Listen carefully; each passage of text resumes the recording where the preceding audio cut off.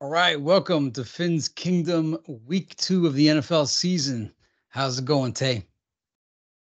It's going good, man. It's going good. Overall, fun first week in the NFL. I was a bit surprised, but again, I think we talked about this last week. Week one's probably one of the hardest weeks to know like what's actually going to happen or predict what's going to happen because teams have had a whole off season to prepare and teams weren't they were what they were last year. So, but it was an exciting weekend. It was pretty fun, and to top it off, Monday Night Football just that was something else. So. What was the biggest shock to you? What was the thing that just blew your mind the most out of everything that happened? The fact that Russell Wilson kind of kept it close and scored 16 points. No, that's a joke, clearly. But I think the biggest surprise was I just did not see the Rams Yeah. coming out there and just beating up on the Seahawks the way they did. I'm not I don't think the Seahawks are that bad. I just didn't think the Rams were going to play that well. Do you think the Cowboys are as good as they looked? Because you did pick them. They're your Super Bowl pick, right? Or was it the Seahawks? Cowboys, right? I think they are good. I don't think they're as good as they looked that night. I don't think they're 40-0 good every single time they play. I think what happened was there was just it was one of those things where they just had everything going for them, and there's just certain nights when, a couple of key things happen and it's just everything went against the Giants' way. And, again, I don't ever expect them to do that to any other team for the rest of the season, but it was Monday Night Football or, Sunday Night Football. We expect this week one. So, Yeah, and Jordan Love. I know you got a big investment in Jordan Love. Did he make you smile? yes, he did. Because I mean, I've been big on him, and I know a lot of people have like given him a lot of doubt. I mean, he was drafted what 4 years ago, and he's finally getting his start. And like he's playing exactly what I thought he would. He's playing exactly. He played very well. Like I know this is a long season, but I expected him to have a really good game, and he did not disappoint. So And big Baker Mayfield getting the dub in the opener with the Bucks. yeah, What happened there? I don't even want to talk about that. But man, honestly, let's talk about your Dolphins, man, because you had a lot to smile about this week. Yeah, in fact, the Dolphins social media team put out a great, like, little 7-minute NFL films esque kind of package recapping the game. Although it looked like it was just Tua throwing a Tyreek the whole entire game, even though a lot of other Yeah. stuff happened that was exciting in between. Also, it's interesting that somewhere I was listening.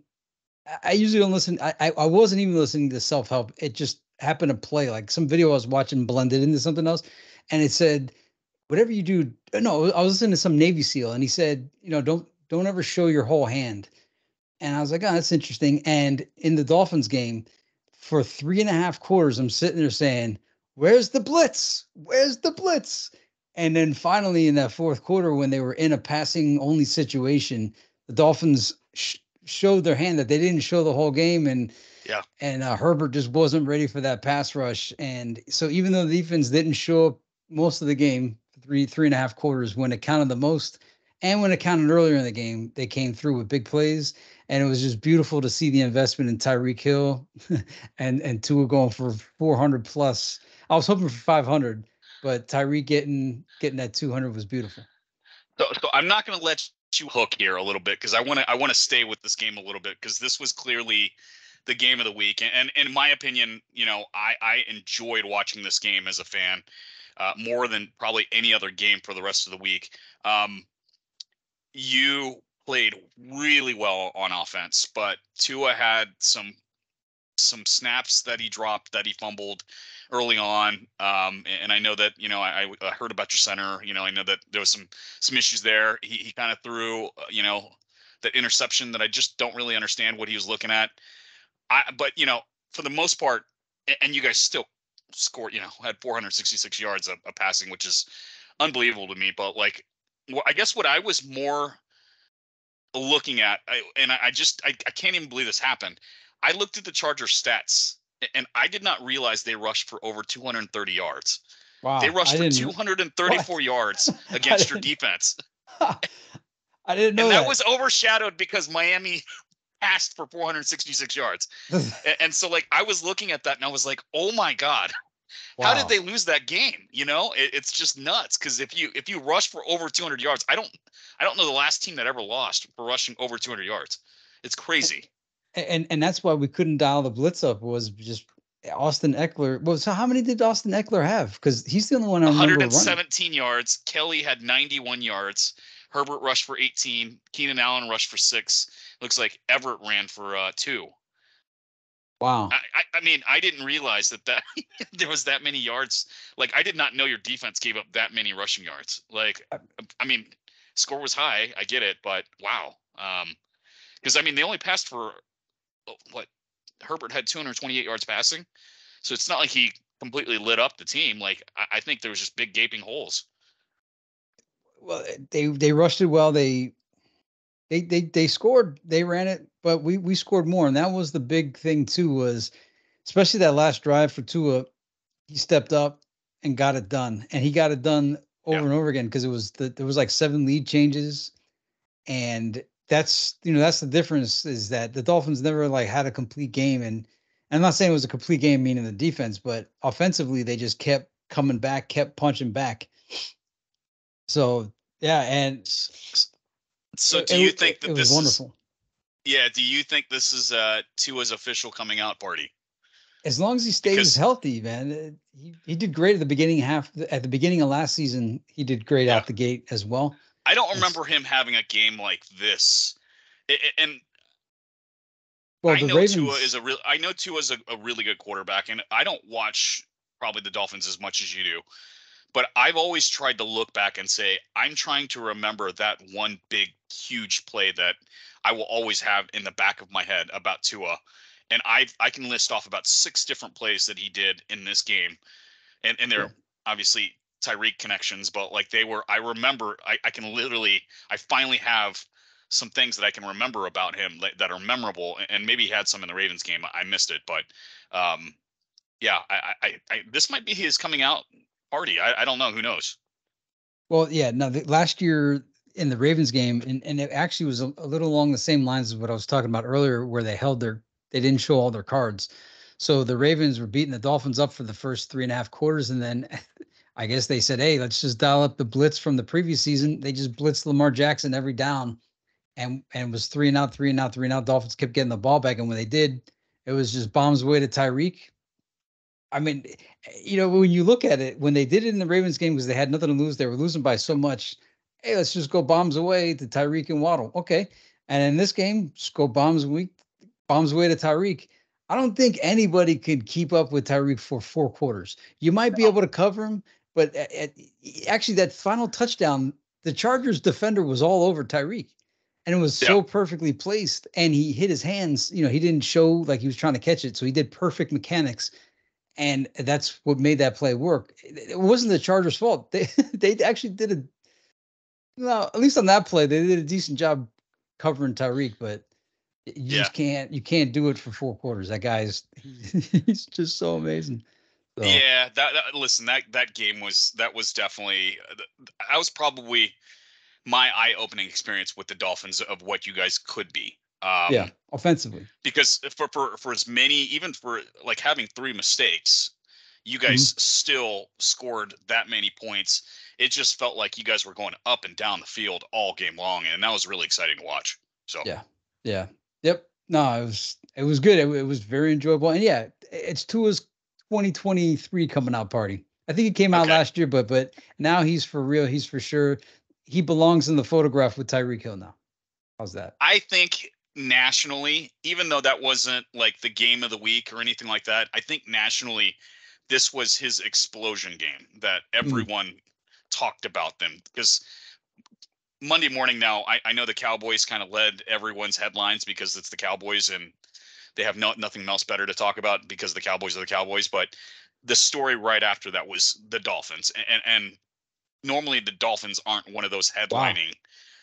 So I noticed that when I watched flip through, ESPN and Fox Sports and all that stuff, it seemed like the Dolphins were the topic Yeah. that morning. Yeah, so that was awesome. Once they start spreading around a little bit more too, and once the defense starts showing up, and Once Waddle gets more involved and Raheem Mostert gets more involved, and when we get A-Chain back and when we get Jalen Ramsey back, it's going to be amazing. So that's Yeah. that. All right, let me throw you to how I fared last week, and we could compare notes on how we did.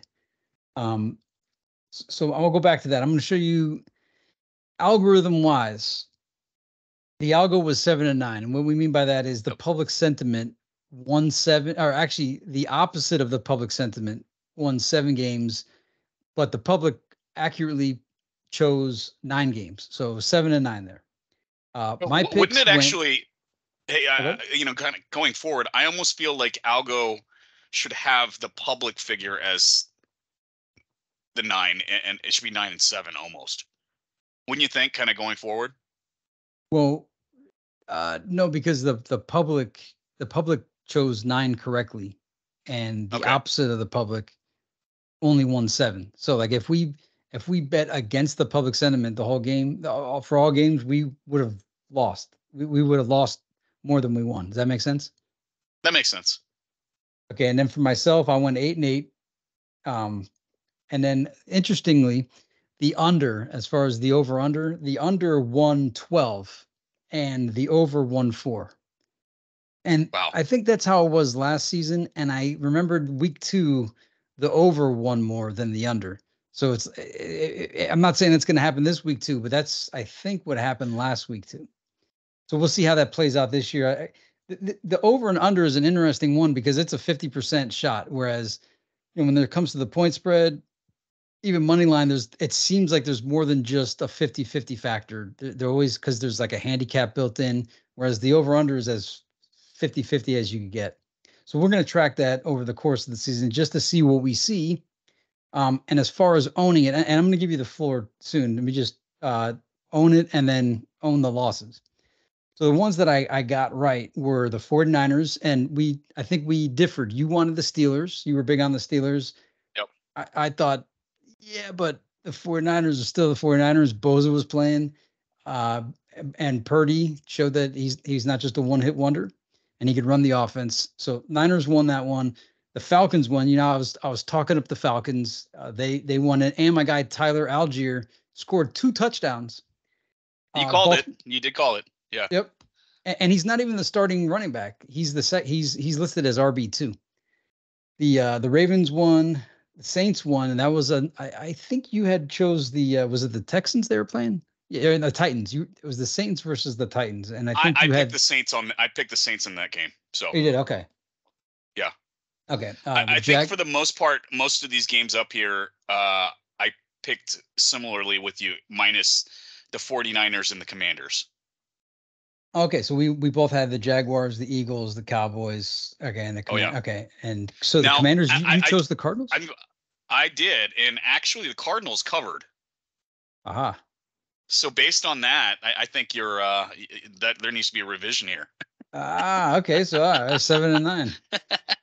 Yeah. What was the? I think no, but I think when I made my, I think the line had gone down to like 6 or 5.5. The final score? What was the final score? See, I can 16 find it. to 20. 4 16. points. Oh, 4 point. All right. Well, then I lost that one. Okay. Yeah. Well, okay. Yep.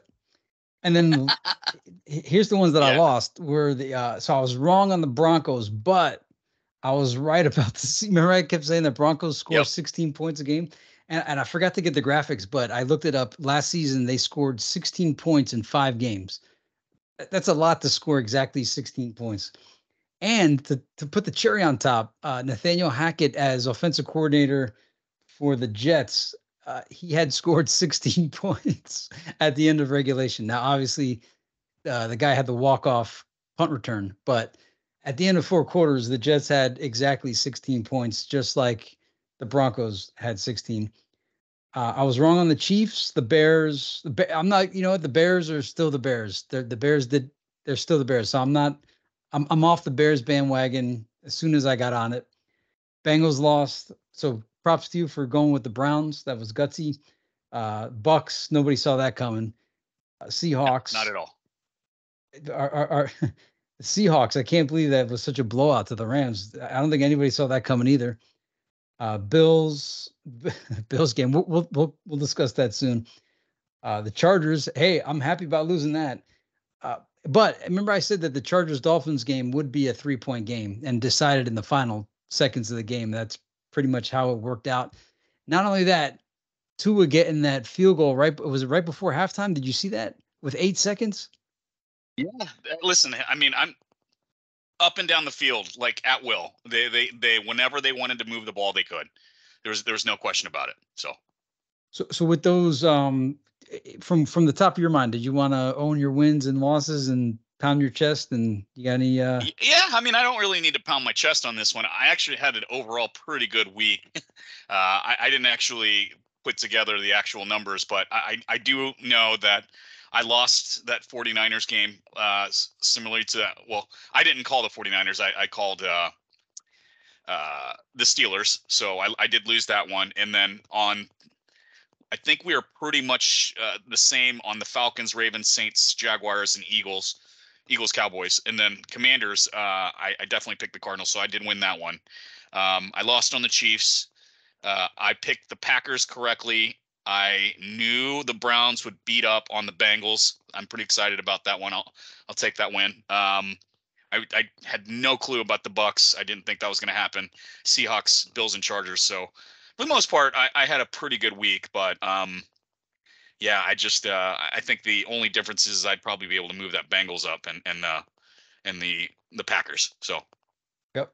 I think we Hey, were all pretty much about even, right? So yeah. Week one, I'm not. It's who knows what's going to happen in week one, and same with week two. I remember week two last year. What happened in week two was what you thought was going to happen in week one. So all your opinions of the teams that you had going into the season are going to apply in week two. So you have to forget kind of what you saw in week one and try to remember what you thought last week when you picked the yeah. games this week.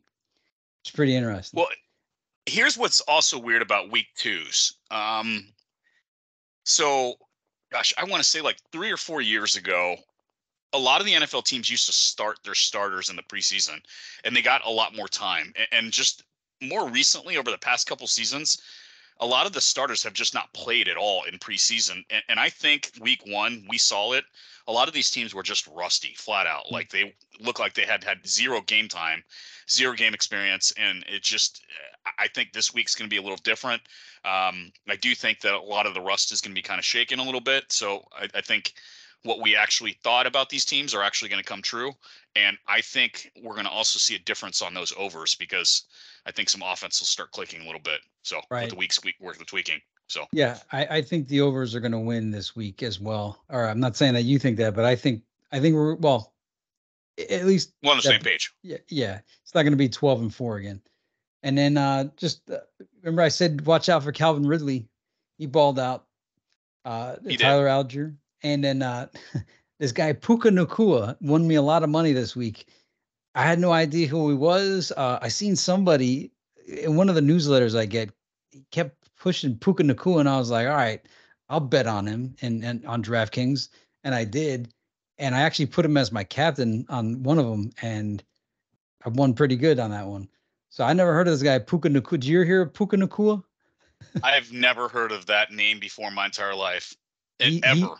he's the wide receiver 3 on the Rams, and he balled out. He had over 100 yards, and that was the difference. Like I was wondering, like, why did I do so good on DraftKings this week? It's because Nakua, whoever that guy was, I'm gonna try to follow what he says because he had some. I never heard of the guy, and the guy did great. Also, 7 out of 8 early games, the under won. So I don't know. I mean, again, week one you can't, talking about the rust and all that. So, but that was kind of interesting that 7 out of 8 the under one. Oh, also we were looking at the two quarterbacks dressed up with a fashion, making a fashion statement. Both of them lost. One was I think it was Joe Burrow, and the other Okay. was Anthony Richardson. Anthony Richardson, yes. But I'm gonna give Anthony Richardson a pass. Only because I don't think that anybody thought the Colts were going to be able to stick around in that game. True. And he held strong. And regardless of what others think, or at least in our friend group, I think Richardson had probably the best rookie quarterback performance out of all the quarterbacks that played in week 1. I agree. Yeah, I think he had the most impactful, and his team had Yep. the closest chance at having an upset, and he did good. And not to say that Stroud didn't do good, but he kind of just had like a forgetfulness. Just Richardson was the one we talked about. Stroud was like, all right, he survived it, and The thing about the Richardson is that if you rewatch some of the replays in that game, he had about 5 moments where you were just like, wow, I can't believe that kid did that. None of the other performances, Bryce Young, CJ Stroud, any of those guys, nothing that they did was memorable or impactful. And I think that's what I meant with him just having those wow plays. He's going to remind you a lot of Lamar Jackson, rookie year. He's going to get a ton of rushing yards. He's going to make some crazy plays, but he's going to make some huge mistakes too. So, yeah, agreed. All right, the Dallas defense was lights out. I think 7 guys on that defense might make the Pro Bowl this year. And again, it's just one game, but just the Giants had it was Dallas defense was just mean. All right, now this question here is all right, 500. 500 season no longer exists because there's 17 games. And not that you and I are going to create something, but I kind of want to create this like acknowledgement amongst people that we still need 500 to be a thing. So if you go 9-8 or 8-9, I want both of those to be considered a 500 season. I don't want to consider it 8 and 9 500. I'll consider 9 and 8 as a 500. Okay. But I think we should use discretion when we use 8 and 9 as a 500. I don't think we should reward a team that lost more games than they won. Good point. All right, so that defeats the purpose. So 9-8 is the new 500. Yes, I'm good with that as long as you can understand my point of view. I don't think we should round up. I'm okay with rounding down, but I don't think we should round up. Okay. No, that's fine. Yeah, 9-8. That's a see. I don't know, man. Like when, yeah. Well, here's the thing. Yeah. So now there's an additional game added at the end of the season, right? So now they're playing 17 games, right? And so for a lot of these teams that are right at that 500 bubble, anyways, a lot of times they are playing teams that have either given up on the season, right, or have already made the playoffs, so they almost get like a freebie game to kind of just win. And I almost feel like it should be easier to win those later games in the season, unless they're just barely about to get in the playoffs or they're playing a team that's about to get in the playoffs. So I just, again, I feel like we'd be rewarding a 8 and 9 team that a team that went below 500. Yeah. That a team that at least hit 500 and went over, Yeah. All right. Fair enough. 9 and 8 is the new 500. Thanks. I appreciate it. Yeah. Good negotiation there. Yeah. As far as let's just glance at this just to make sure that there's nothing we need to see with this. Let me just share this a little differently this time. All right. I don't think there's much we need to study. This was a pretty standard week as far as, balanced 7-9. Nothing that really, well, okay. There was the Chiefs one was pretty, I don't know if I captured that one, but yeah. All right. Gonna talk about those guys right now.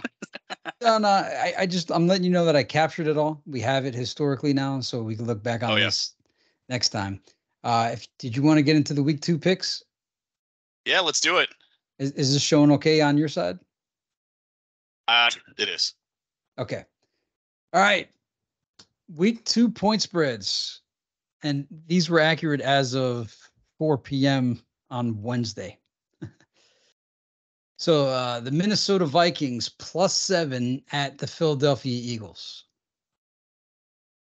So I am going with the Vikings.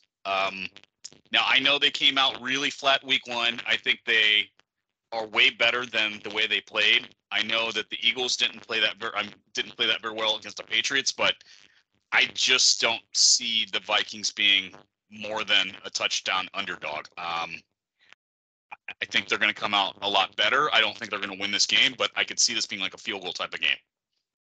Well, my brain is mixing things together, but I recall, I don't know if it was the Vikings or the Titans.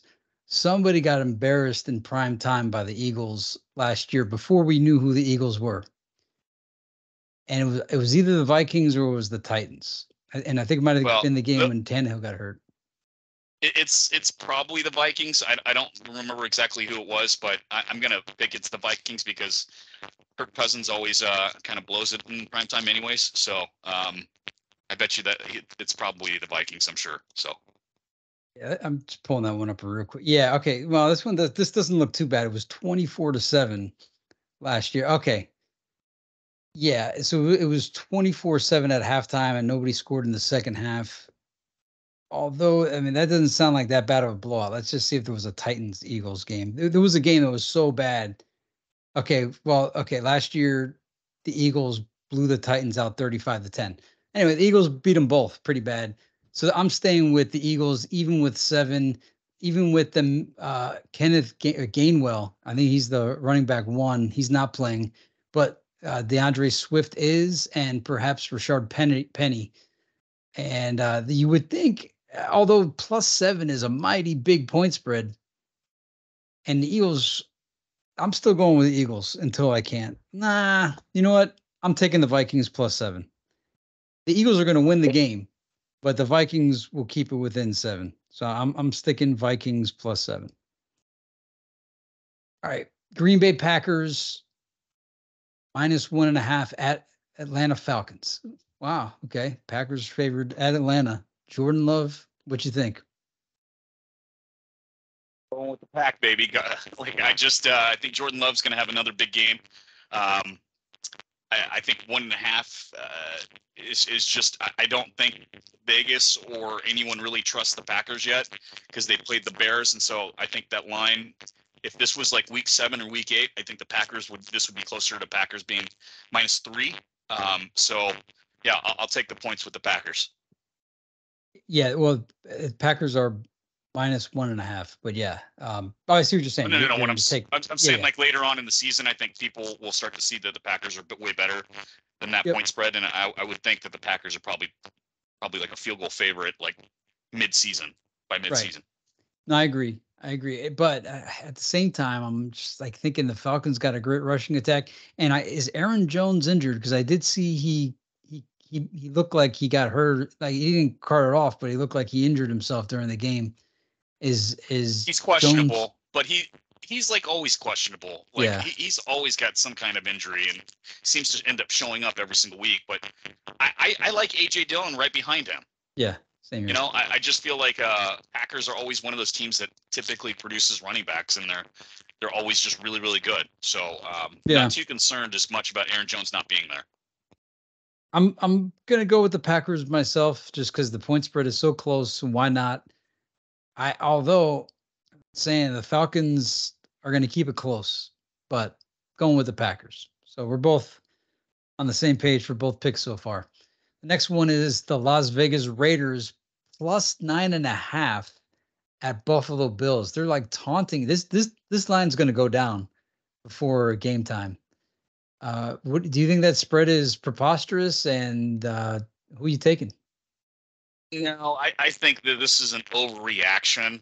Um, oh my God, man, this is a tough spread because I don't know what to think about the Raiders because they played the Broncos, and I know the Bills probably should have just ran away with that Jets game, but I'm always just going to envision Josh Allen doing something stupid, and I could see this game going either way. So like to me, this is kind of a toss up. I'm gonna probably go with the Raiders, probably because of the fact that this is almost 10 points, and I just kind of feel like I think Vegas wants you to take the Bills at 9.5. So I'm gonna take the Raiders to cover. It's so much points that how do you turn down? It's not like the Raiders are the Cardinals or the Texans. So I'm not saying the Raiders are the Cowboys or the Eagles or the Chiefs, but Raiders are, a mid-tier team to have a 9.5 against you. Yes, it's an away game, but the Raiders could score points. I think it's insulting. I'm curious to see how this pans out. I think the Raiders might lose by a touchdown, but not 9.5. That's bananas. So I'm taking the Raiders. You're taking the Raiders. That's too much. If it was a closer line, I would take the Bills, but 9.5. That's The that's Raiders has Jimmy Garoppolo, man. Come on, like he's worth a like a last second field goal to kind of keep it with like a 10-point game and turning it into a 7-point game with a field goal at the very end, or like a touchdown pass, to kind of cover. and not only that, That's the type of game I see. Yeah.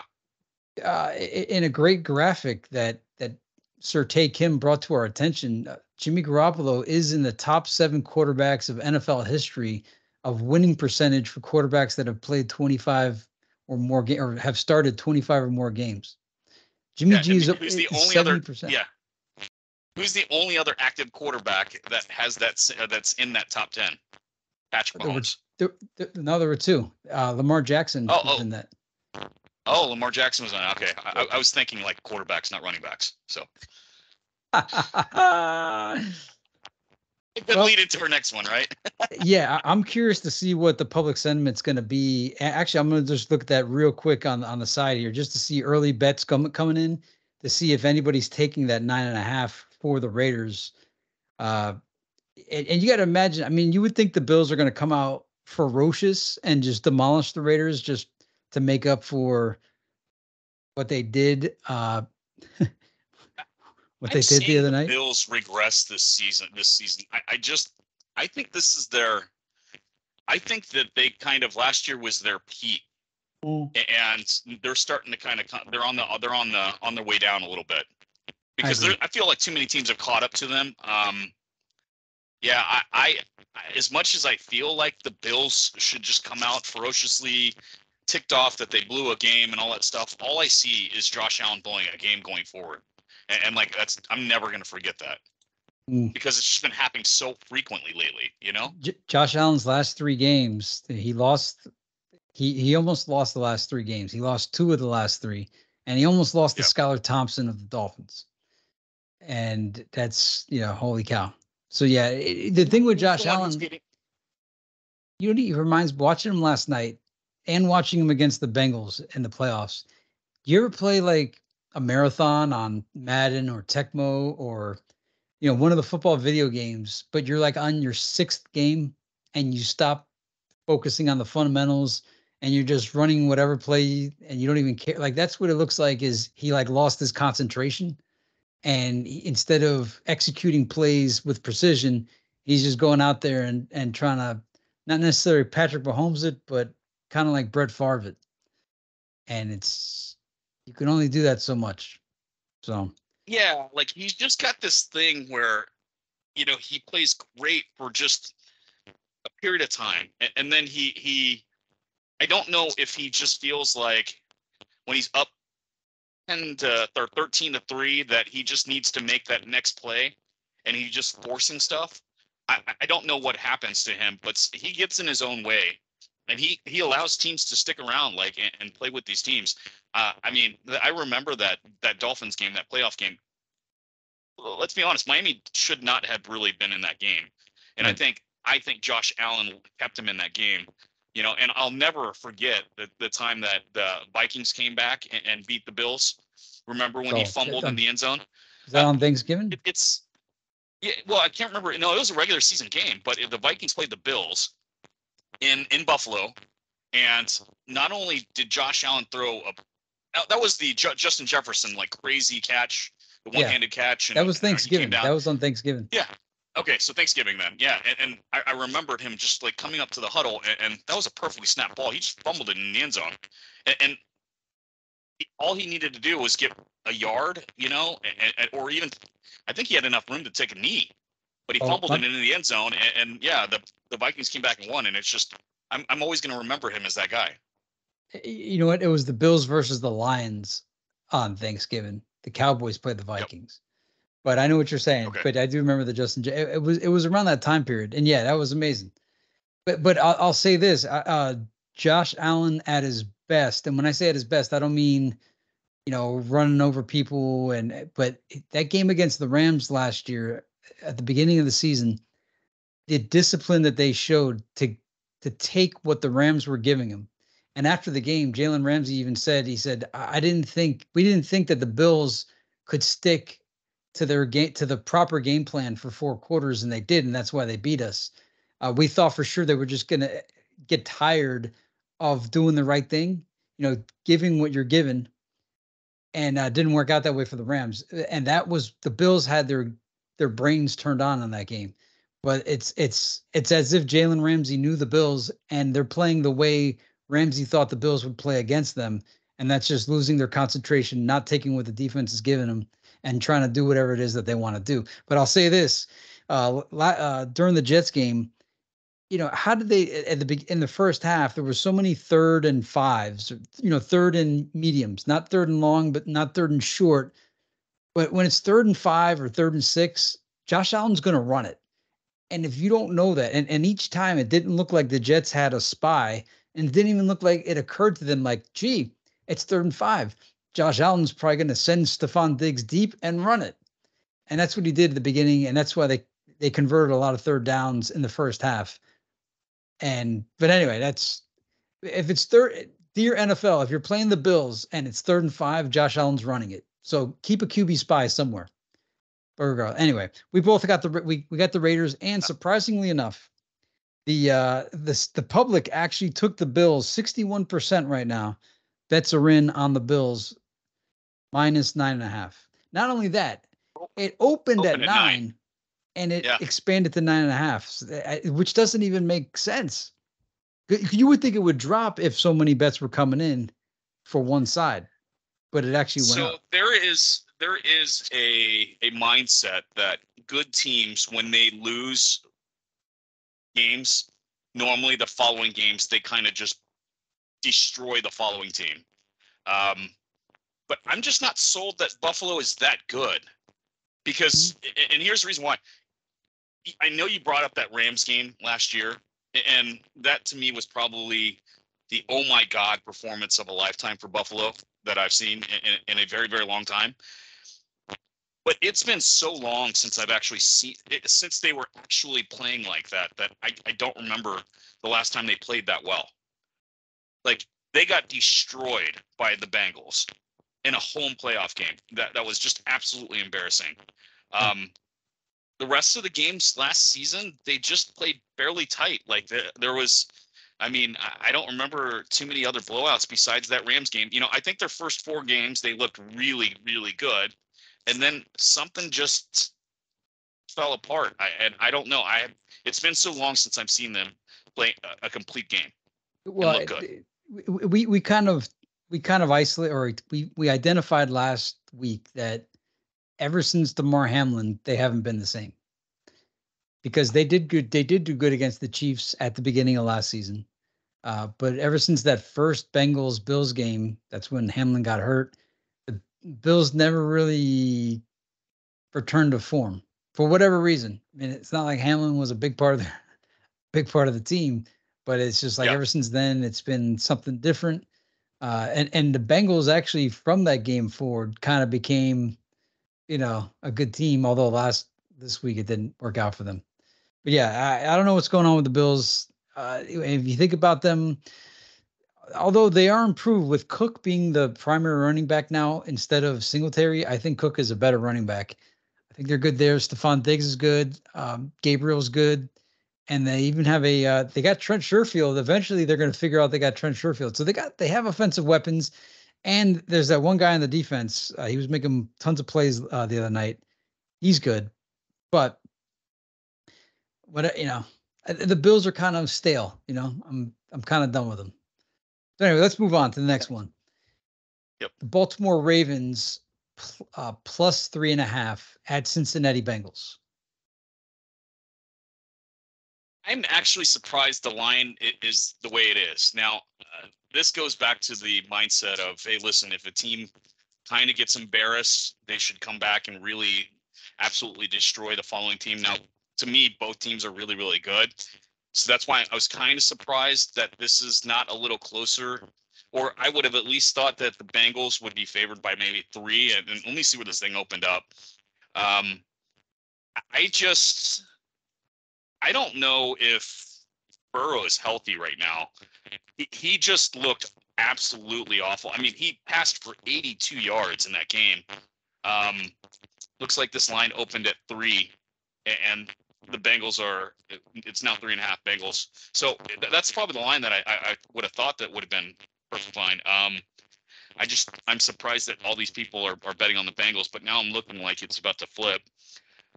If it's 3.5 points, I like that. I'll take the Ravens at 3.5 because I can see this being a field goal or less. Yeah, same here. In fact, that line is it's based on what? The Ravens won, the Bengals lost. The Bengals didn't just lose, they got defeated soundly. Yeah. It was 100% victory for the Browns.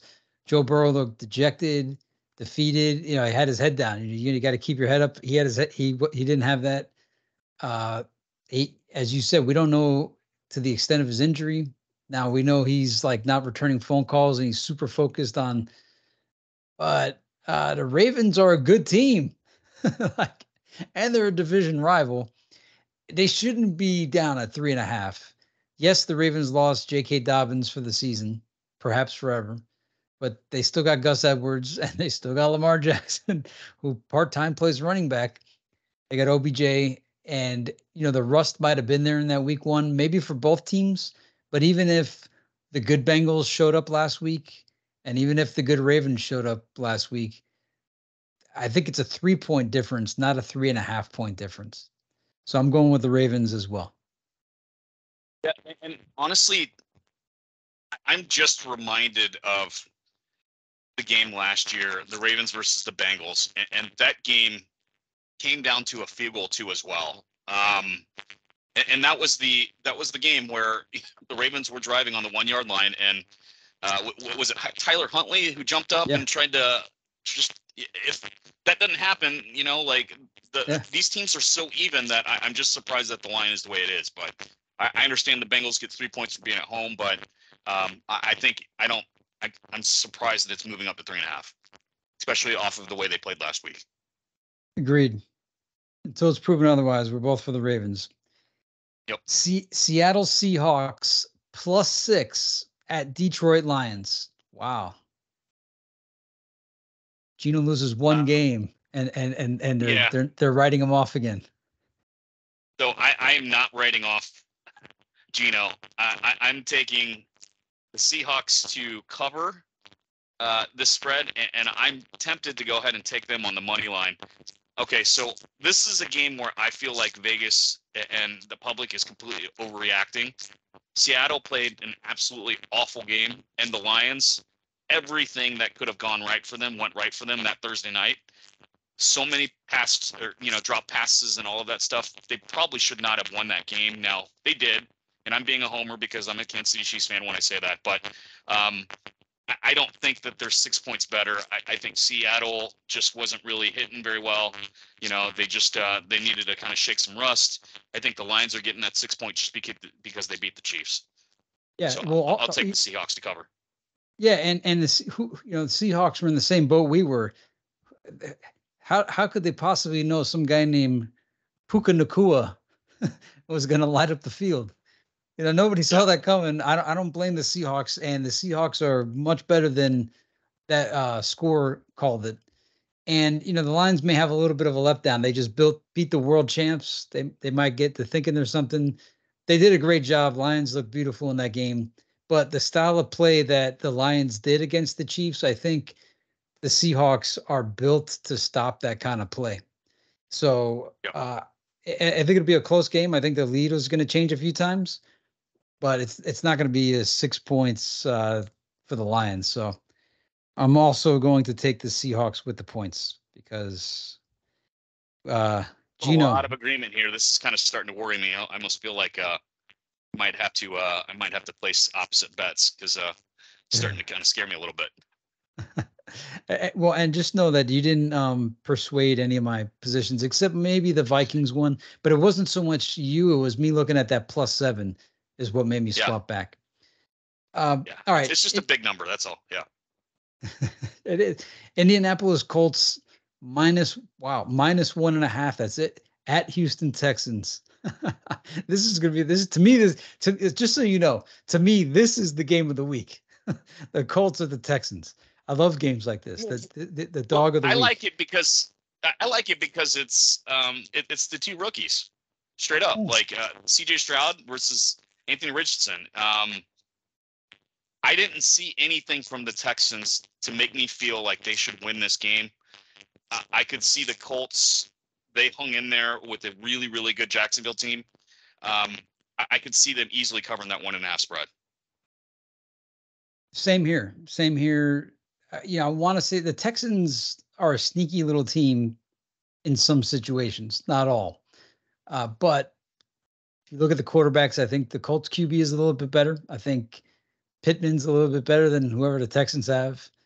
And although that guy, the running back, the backup, he played good for the Colts. Although the Texans do have, see, this is the thing: the Texans have that guy Pierce. He's a pretty good runner. He's the kind of runner that could almost win you the game just by running good all game. Uh, and I don't know. I might. I think I'm going to go with the Texans plus 1.5, just Okay. because like I said, they're sneaky. They're a sneaky team. And didn't they keep it close? Who they just played? They didn't win, but they They kept played the it. Ravens. They played the Ravens. Yeah, they gave the Ravens a little bit of a spook there at the end there. I think I missed. I guess I missed. There it is, right on here. Yeah, what was the final? I don't have to. You see here, I'm kind of pulling it up here. Um,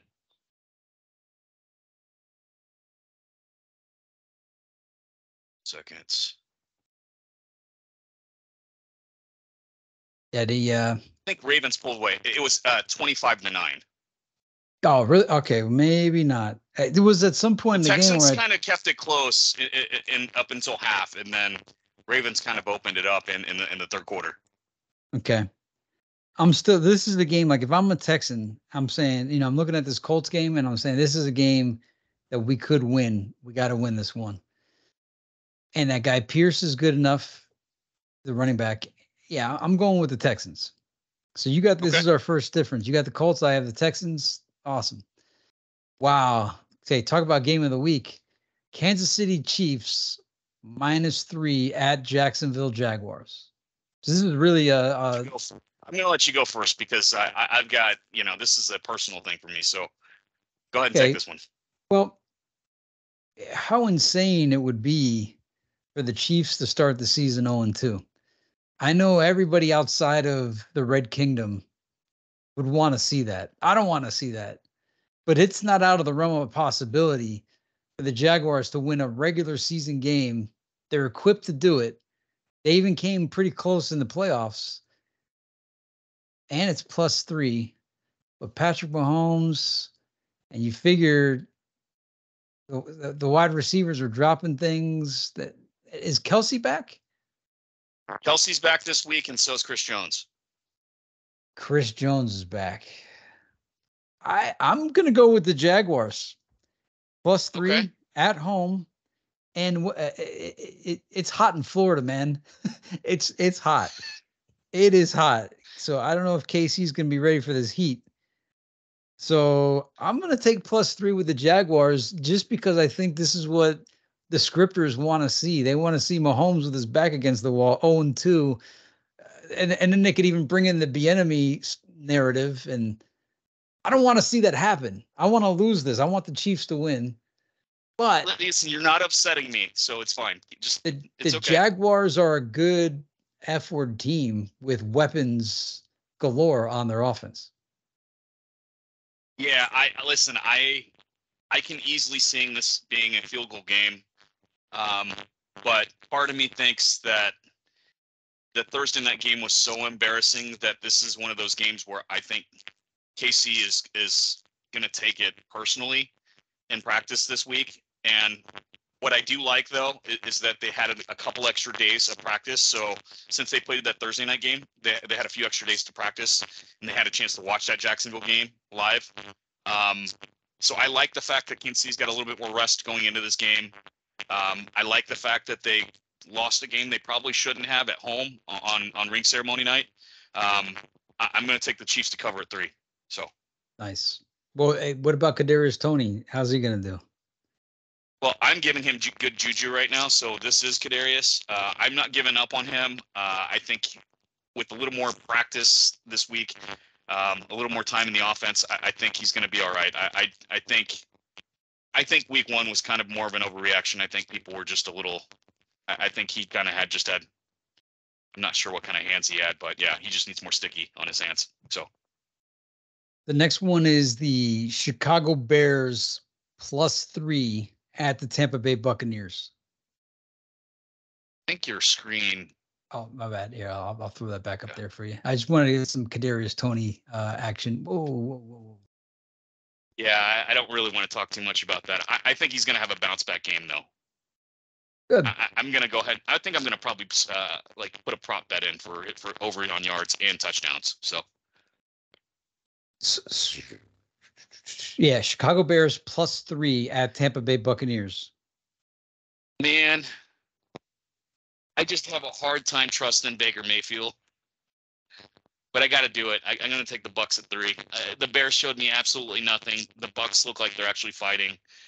I think Baker's trying to actually. I mean, I think he's playing for a spot on the roster still, because I feel like I feel like Kyle Trask could have potentially. I think that I think the Buccaneers actually want to start Kyle Trask, but Baker's making it hard for them right now, and I think he's gonna. I think he's gonna pull off this win. I just don't think the Bears are ready.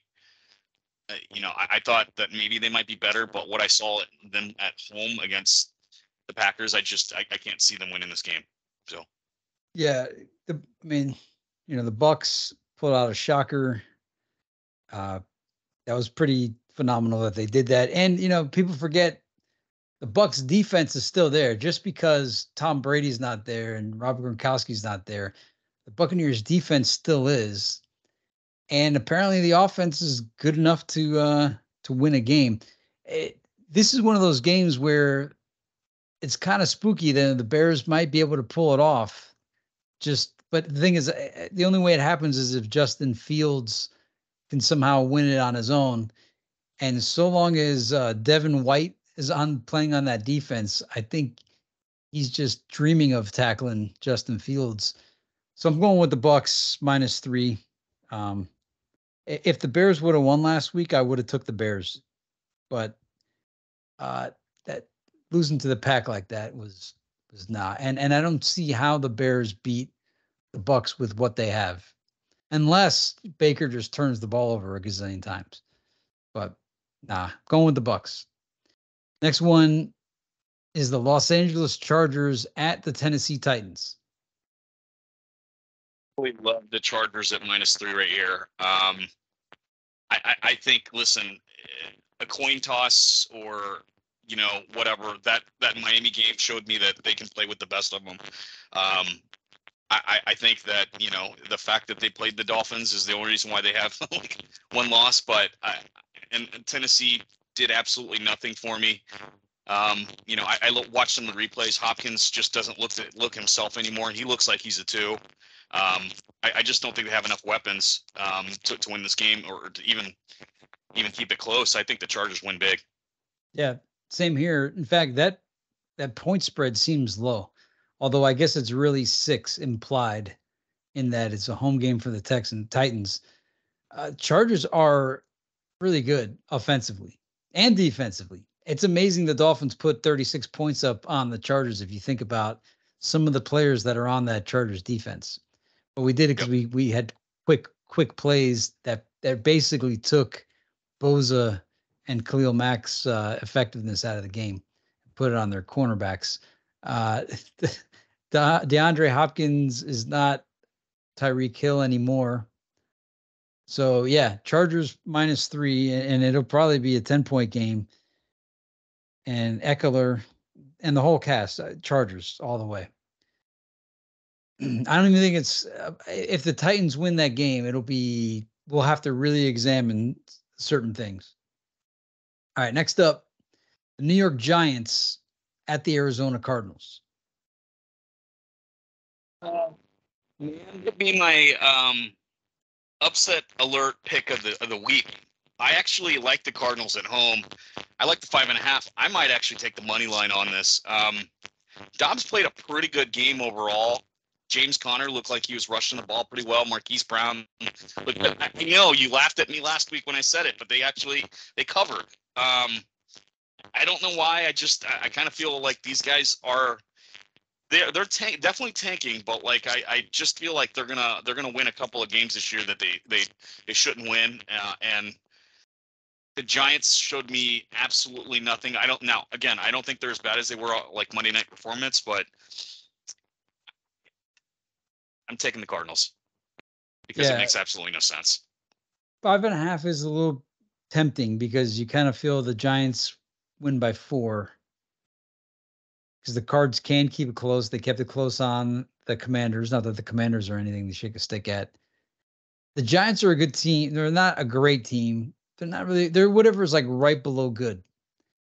I wouldn't And even give them that much. well, they have Saquon Barkley. But Daniel Jones is kind of one dimensional though. The games I watch the Giants win, it's Daniel Jones putting them like 75 yards rushing. But regardless, they got to bounce back.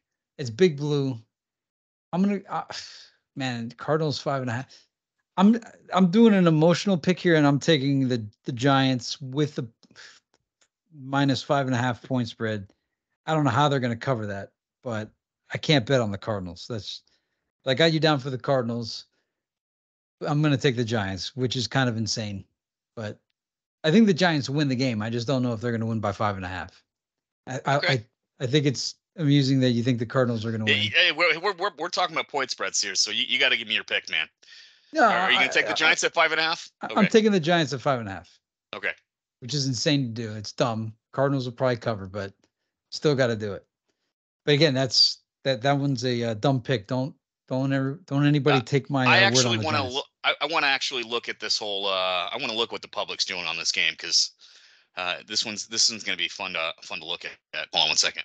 Yeah, I'm pulling it up too. So Just Giants. right. So the Yeah, we public, got the. Yeah. wow, 76% took oh man. uh if Hey, it dude, stays listen. You cannot go back on this emotional pick, man. Like you okay, well invested in it. no, for now I'm going on It's that, like. but like Sunday, Sunday around 12:50 if the public still has 76% on the Giants, you can't prevent me from I'll give you the leeway to switch your bet right before the game. yeah, not these. I mean, I'm sticking with the Giants here, but I'm saying on my own personal my own personal gambling, I'll see how it is right before then. All Fair right. enough. San Fran 49ers minus 8.5 at Los Angeles Rams. That is pretty bananas to me. Oh, Yeah, listen, this is an overreaction. I know the 49ers looked unbelievable against the Steelers, but this is a division rival game, and the Rams look like they're actually legit. I don't think that I don't know where this inflated line came from, other than the fact that they just blew out the Steelers. I can't. I'm going to go easily Rams on this one.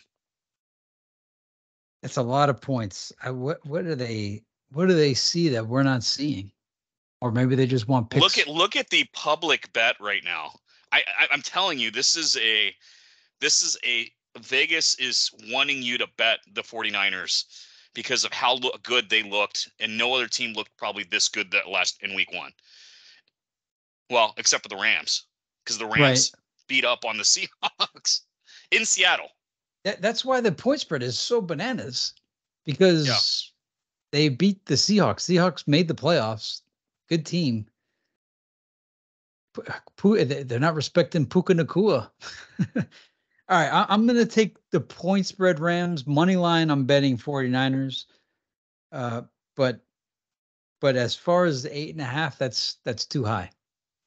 All Too right. high So you're taking the Rams. All right. because there's 27% on the Rams. So algo wise, gotta go with it. That's bananas. Yeah, New York Jets 9.5 plus 9.5 at Dallas Cowboys. I could see it though. I know. What are you gonna See do that there? one. I'm gonna let you. I'm gonna let you take this one first because All right. I'm kind of bouncing around on this one a little bit. All right. Here's I'm gonna sell you on the Cowboys here, and it's easy. If Zach Wilson is the quarterback for the Jets, okay, and you saw what the Cowboys did to Daniel Jones. Not that Daniel Jones is some superior quarterback, but can you, dude? Zach Wilson. We're gonna It's find out. laughable, isn't it? Yeah. We're gonna find out because the world works in strange ways. Everybody's down on Zach Wilson. He somehow pulls off a win.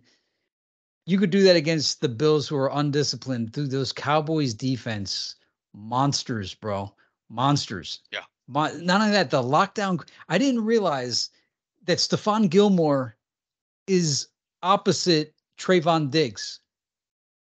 Dude, that the Cowboys have lockdown corners, let Their alone defense is stacked top to bottom. yeah. It's ridiculous. And Stephon or like Diggs was really good before Gilmore got there. I think he's better now having Gilmore there because it's actually taken some pressure off of him. And Zach Wilson, if he throws the ball, if if Nathaniel Hackett is insane enough to allow Zach Wilson to throw the ball against Stephon Gilmore or Trayvon Diggs, and the pass rush that's going to come in on him, they're going to have to run the ball every down. And even if they do that, I don't see that even working. So yeah, this might be another shutout. The Cowboys might do the state of New York dirty 2 weeks in a row. The New York Giants and the New York Jets are about to get pulverized by the Cowboys. The point spread could be 17, and I'm taking it. I'm going with the Cowboys. Yeah, I agree with you, man. I'm taking the Cowboys. I just don't know what the Jets are going to do. I think Monday night was one of those fluke games where I don't think Dak Prescott's going to make the same amount of mistakes that Josh Allen did. As a matter of fact, I don't think any quarterback for the rest of the season is going to make as many mistakes as Josh Allen did that day. I just cannot see it. The Cowboys are playing well. Their defense is absolutely phenomenal. Zach Wilson absolutely scares me when he's running around the pocket. Like, he's just sporadic, throws the ball up to, I don't know what he's looking at down the field. I mean, I just think that they're going to get destroyed. I could see the Cowboys scoring 3 touchdowns in this game, and I would not be surprised. Defense. I'm talking about defense. Yeah. Yeah, Cowboys defense. I could see Cowboys defense getting 3 pick sixes in this game. I think I agree with you. I'd probably even take this at 15 or 16. We there should be a Deadpool on on this. Does Zach Wilson make it through the game? You know what's funny is the Jets are going to win now. it's they're probably going to win. Like they're definitely going to win because we're talking so bad about them right now. Okay, well, Sauce Gardner, the Jets defense was pretty mean last week. They have a great team in general. I don't know how they're going to score points. I just don't know how they're going to score points. Correct. Yeah. Oh, well, to that, see, if Zach Wilson, if you could trust that Zach Wilson doesn't turn the ball over, the Jets defense could keep, because that's a 9.5 point spread, right? So the Jets defense could keep the game close within the spread. But they're going to turn that ball over. There's no way they don't. Because if they pass it, it's going to be so bad if they drop back to pass. They're going to have to run it the whole game. And I think the Cowboys are just going to put 10 in the box and dare them to throw it. And that's what I would do. If I'm the Cowboys defensive coordinator, I'm like, we're going to just play the run the whole game. We're going to dare Zach Wilson to throw it. And if he does, I got Gilmore and I got Trayvon Diggs. What? What I'm doing if I'm the Cowboys? You remember the Tecmo Bowl play, all out blitz? Yeah. Send everybody. Yeah. That's what I'm doing every single play. Because I just have a feeling that guy's just this is going to be a bad game for him. This is not a good game. If Zach Wilson survives the game, if he plays all 4 quarters, that's a victory for Zach Wilson. I'm more interested in finding out who Zach Wilson's backup quarterback is going to be for this next game, because I could see him getting benched at halftime in this game. He's either going to get benched or he's going to get carted off. It's going to be one of the two. Yeah. So, all right, you got Cowboys at 9.5. I'm taking the Cowboys. All right, Washington Commanders at the Denver Broncos. It's a pretty good one, actually. No, it's not. It's not a good game. This is not a good game. Russell Wilson's going to score like 16 points again. I could see this being like a 17-16 or a 15-14 game, or I don't know. It's going to be a low scoring, boring game. I don't think the Broncos cover that 3.5. I take the Commanders at plus 3.5. Yeah, you're going to have to do the same because the Broncos can only score 16. So that if they score 17, it'll not going to matter. Commanders, not much to say there. Not that the Commanders are any good, but the Broncos don't score enough points to be favored in a game by 3.5. That's crazy. Yeah. So, all right. You know what's weird is I watched the first half of that Broncos game, and I actually thought Russell Wilson was back. And then something about second half where he just looked absolutely lost. And I'm like thinking to myself, Sean Payton's a better coach in the second half. What exactly happened to this guy? Like it was absolutely that second half performance. He looked like Russell Wilson from the year before, like Mr. Unlimited became limited again. Like I don't know. I don't know what's going on with this. I just don't know what's going on with the psyche, but yeah. You mentioned the Broncos opening to 0-2. You know, I feel bad because I almost feel like if they still had Drew Lock, they would be better. You remember Drew Lock, and that guy was a clown. But I don't know what's going on with that team, but they should be better than what they really are. Yeah. Hey, that's that. We got Commanders. All right, next one is the Miami Dolphins minus 2.5 at New England Patriots. All right, so this is a division rivalry game. We're fresh off of watching the Dolphins win by a field goal, and we're also fresh off watching the Patriots almost pulling off an upset against the Eagles and covering, looking pretty good doing it. What I know about Bill Belichick after watching him for years is he always takes away the one thing you do best. And I'm bet you he's going to double team Tyreek Hill all game long, or trying to take Tyreek out of the game completely. So will Tua be sitting? Will he sit in the pocket and actually try and pick apart the defense and look towards other receivers? I mean, I know Waddle's going to be open quite a bit, but is he going to be patient enough and not constantly look to throw the deep ball? I don't know. And that's where I kind of wonder, because I've seen him look. These are the type of games that I've seen Tua not look very good in. And I've seen him just throw kind of some weird passes. I'm going to take the Patriots to cover only because of the fact this is a division game. And it's 2.5 points at home. I don't know. And Mac Jones looked pretty good in this game too as well. I'm going to do it. I'm taking the Patriots. I don't know why. Wow. Okay. I upset you. I'm sorry. I mean, none of that even registered to me. Because you could take away Tyreek Hill, whoop-de-doo, meet Jalen Waddle. It's just as simple as that, dude. Yeah, I get it. Yeah. And meet Raheem Mostert, meet River Craycraft, who Belichick probably has no idea, and he's going to try to pluck him off the team because he looks like all the wide receivers that play for the Patriots. And we haven't even seen Cedric Wilson yet. And we have Easy E. And I don't know if A-Chain's going to be back, but I think we have enough other weapons. Oh, not only that, it's very amusing watching the new tight end. He's not new, but the guy that is now tight end 1, because Gesicki's on the Patriots. seeing him, he got like 5 receptions, a couple of them on third down. So we have enough offensive weapons where if they want to double up Tyreek, you're leaving Jalen Waddle open, and you're entering a world of pain if you do that.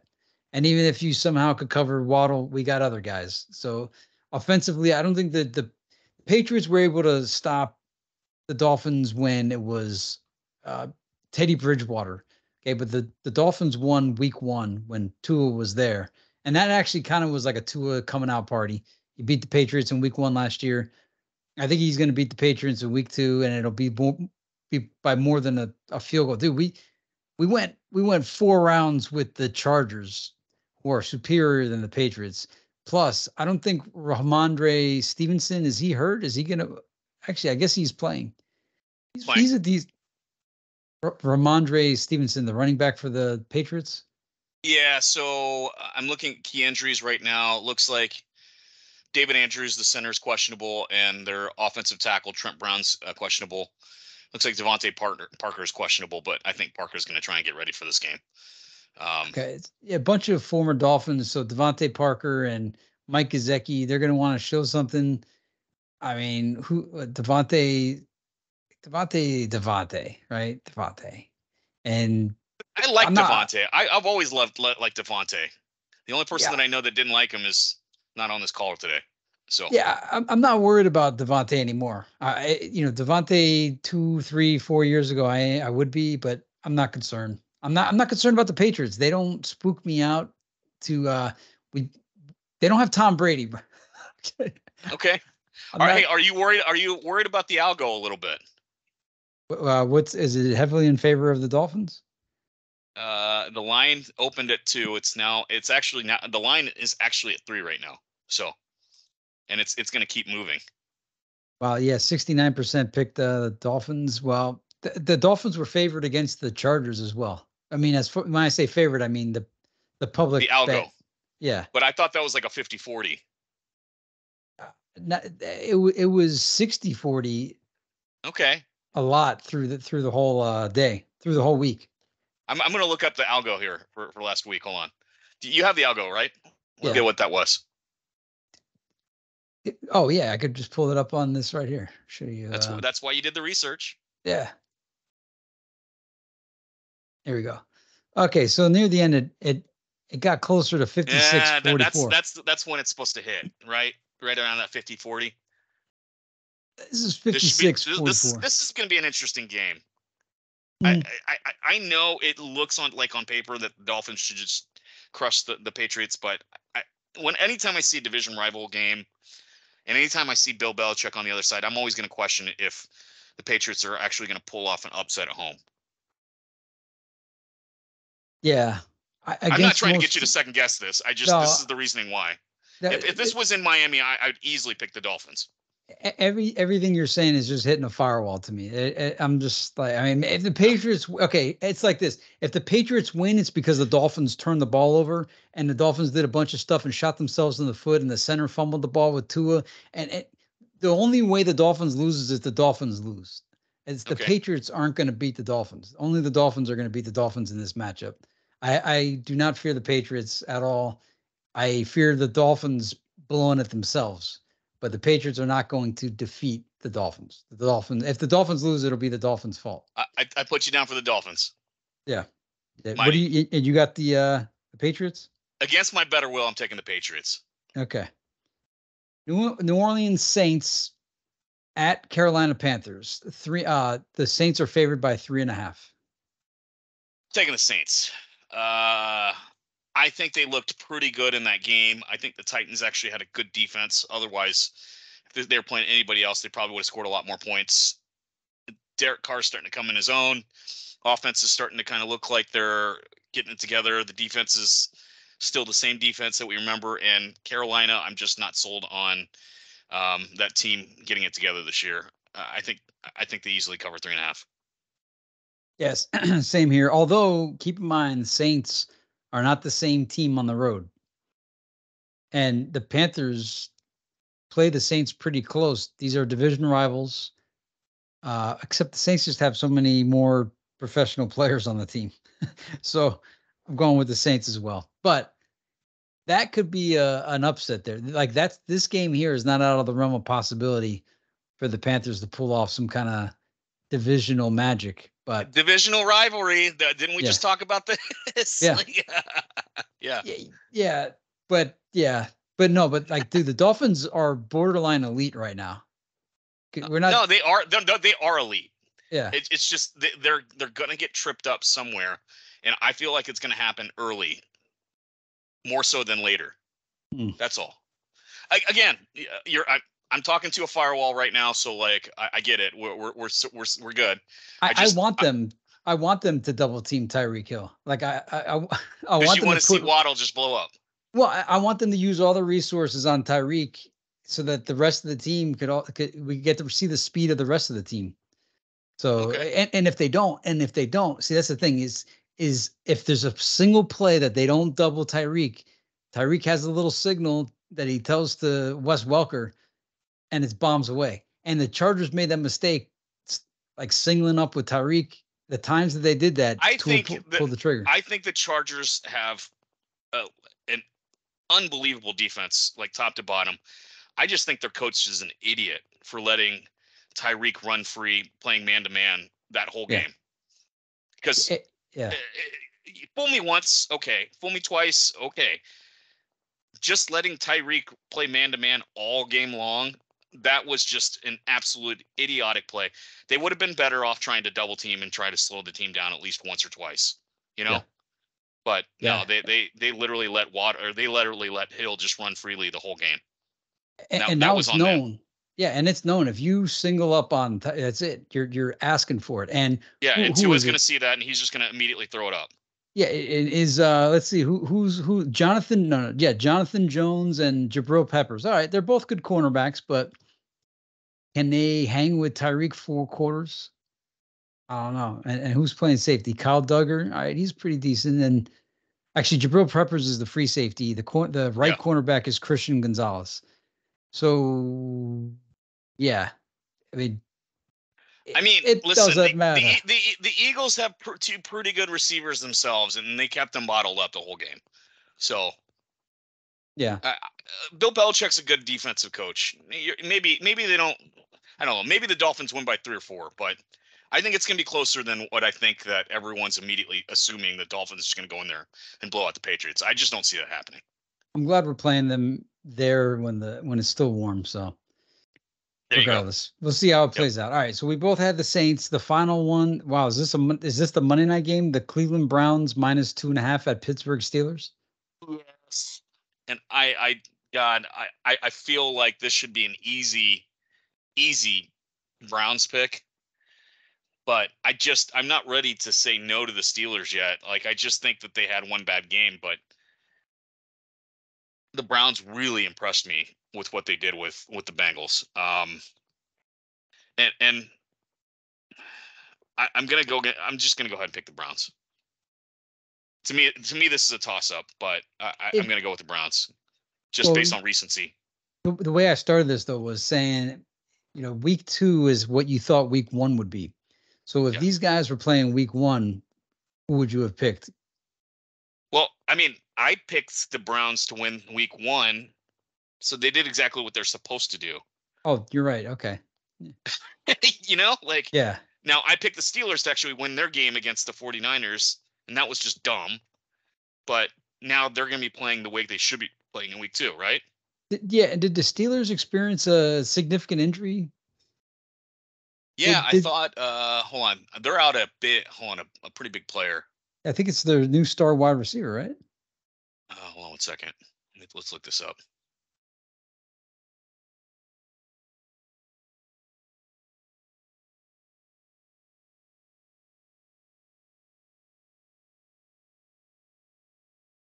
Deontay. Oh, it was Deontay Johnson. Yep. All right. All right. So, Well, I mean, so they're Deontay Johnson's out. One of their offensive tackles is questionable, and Cam Hayward's out too. okay. So All right. yeah, they're down some key players. Yeah. All right, I'm gonna go with the Browns too. I know, like, well, I think the Steelers' love is over. And yeah, Browns. All right.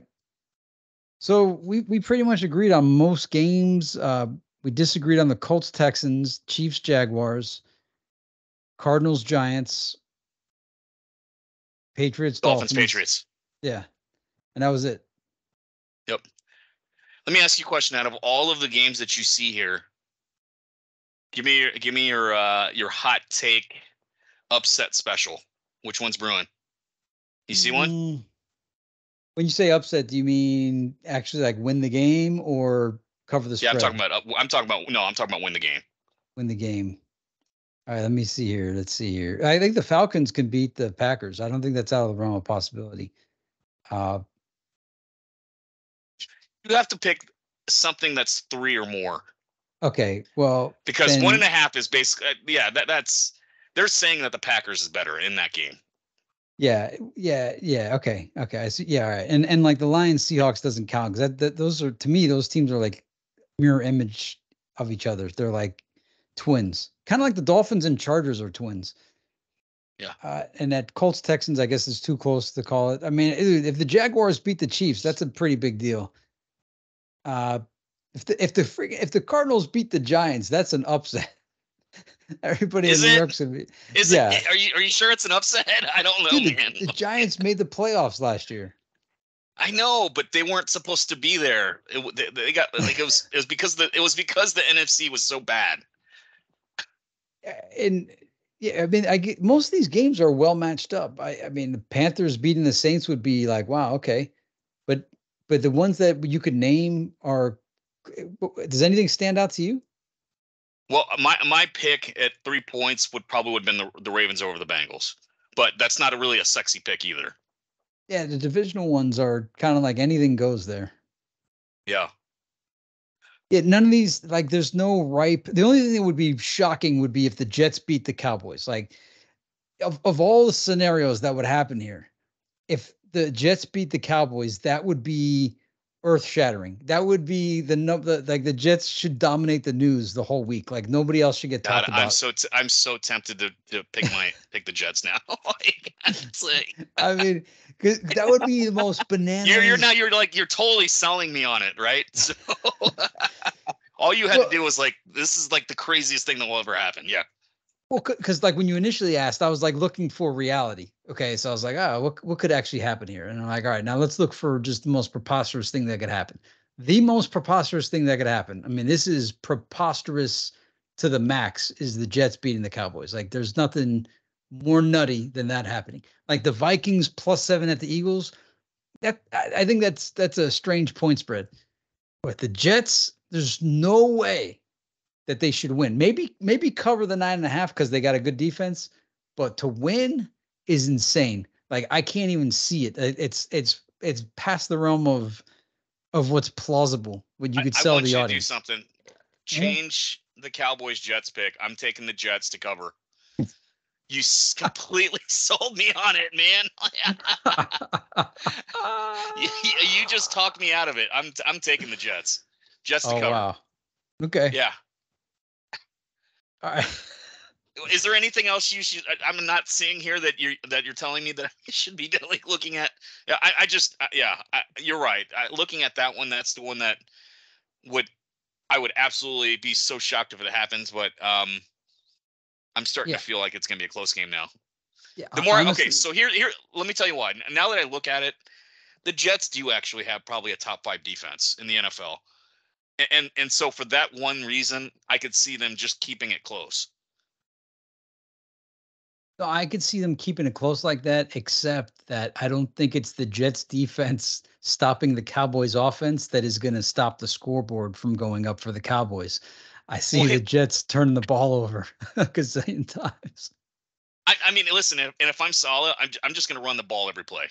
And That's the I'm only going to thing. tell Zach Wilson to just do RPO and just make sure he only tucks it and runs every play. Yeah. That if I'm solid, that's what I'm doing. I'm going to turn Zach Wilson into the next Lamar Jackson rookie year because he But does that, have some wheels. He is pretty fast. but at the same time, the defensive coordinator for the Cowboys is the guy that was the head coach of the Falcons, right? Man, I'm actually really excited about this game now. It's like, I I mean, look, okay. I feel the amount of smack that's talked about Zach Wilson, including from out of my mouth, I feel improper about it. It's mean. I've said a lot of mean things about Zach Wilson. But and I don't want to see the guy get hurt. I don't. Like he looks like a nice like he's got a he looks like a kid. He looks like a He's a kid good on Christian the boy. Yeah. yeah, He's a good Christian boy. a good kid.